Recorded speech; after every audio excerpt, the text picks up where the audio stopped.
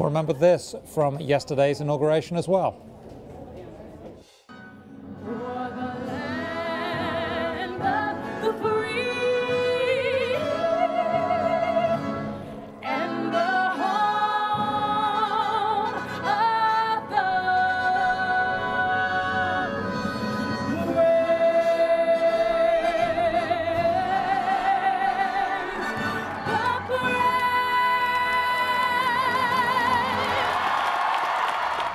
That was Beyonce apparently not singing the national anthem at yesterday's inauguration. With the story, we've got Wall Street Journal's John Jurgensen joining us now from New Jersey. And John, when I say not singing, what am I talking about exactly? Well, we are hearing Beyonce's voice there, but apparently what we're hearing was a vocal recorded previously to the inauguration. Reports are saying, and this is confirmed by the U.S. Marine Corps band, that her vocals were not live. So she was either lip syncing or singing along to a pre-recorded vocal track. Now, this really isn't that uncommon. I mean, this happens pretty frequently, but what it brings into question are all these ideas about authenticity and what we expect from a live performance. I mean, is it fair for us to expect a live performance to be? I mean, the voice, what we heard there is stunning. It's mind-blowing. It was also outdoors. Is it reasonable that one would expect on a freezing day anyone to be able to pump out vocal tones like that? I mean, I think that's a very good question. I mean, the Star-Spangled Banner is notoriously difficult to sing. It seems easy, but it's deceptively difficult. And as you point out, it was a brisk day, not completely below freezing, but it was a brisk day and a challenging environment to sing live to.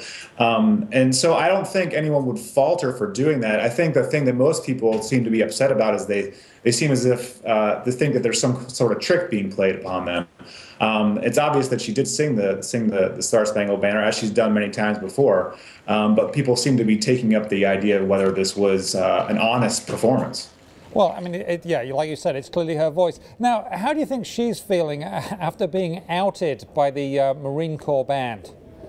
Well, I can't say, I wouldn't want to speak for her, of course, but I have a feeling that she will be just fine with this. You know, this is one of those things that turns into a controversy for a day or so. And for a star of her stature, I mean, there's countless videos you can find of her, you know, falling down on stage and making other gasp publicly. You know, these are things that happen in the course of a performer's life, and she's going to bounce back, I'm sure, without much problem. And in fact, she's on deck to perform at the Super Bowl pretty soon, and we'll be doing the halftime performance. So I don't think that's going to stop her from coming out and doing the show. And I'm sure people are going to be watching very closely to what her lips are doing in that show. And talking of the Super Bowl, Whitney Houston was also said to have lip synced a rendition of the same song, right? That's correct, and that for many people is sort of one of the the sort of milestone performances of the Star-Spangled Banner. And people don't, put an asterisk next to Whitney Houston's career for that reason, at least.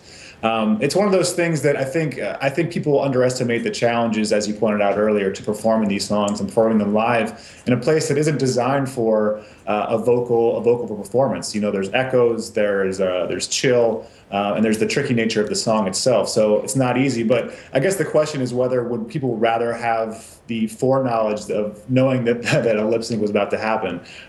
Should we have been told previously that she was lip syncing?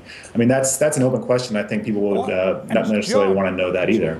John, in fact, that open question is one that our director of social media has tweeted out, Liz Heron. She tweeted out, "Do you care?" And if you do, or if you don't, definitely tweet her back and tell her that, because we want to know. We certainly do. Thank you very much.